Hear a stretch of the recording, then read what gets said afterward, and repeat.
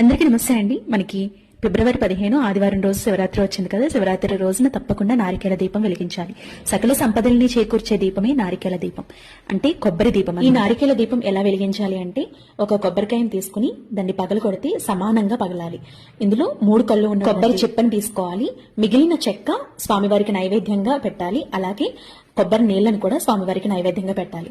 అలాగే 3 కళ్ళు ఉన్నటువంటి కొబ్బరి చిప్పని తీసుకుని చక్కగా పసుపు రంగు బొట్లు పెట్టాలి. ఒక ప్లేట్ తీసుకుని అందులో 3 గుప్పెళ్ల వరకు, అంటే 3 సార్లు బియ్యం కానీ అక్షంతలు కానీ వేసి, ఈ బియ్యం పైన మీరు 3 కళ్ళు ఉన్నటువంటి కొబ్బరి చిప్పను పెట్టి ఇందులో ఆవు నెయ్యిని కానీ లేదంటే నువ్వుల నూనెని కానీ వేయాలి. 2 ఒత్తుల్ని ఒక ఒత్తుగా చేసినటువంటి ఒత్తులు 3 వేసి బ్రహ్మ విష్ణు మహేశ్వరులు తలుచుకుని 3 ఒత్తులకి దీపారాధన చేసుకోవాలి. మీరు కొబ్బరి దీపం వెలిగించగానే అక్కడ బ్రహ్మ విష్ణు మహేశ్వరులు ముక్కోటి దేవతలు కొలువై ఉంటారండి. అలాగే వారి యొక్క ఆశీస్సులు మన మీద ఇప్పుడు జాతకపరమైనటువంటి దోషాలన్నీ కూడా తొలగుతాయి. వీడియో నచ్చితే లైక్ చేయండి, ఫాలో చేయండి. అందరికీ ముందుగా మహాశివరాత్రి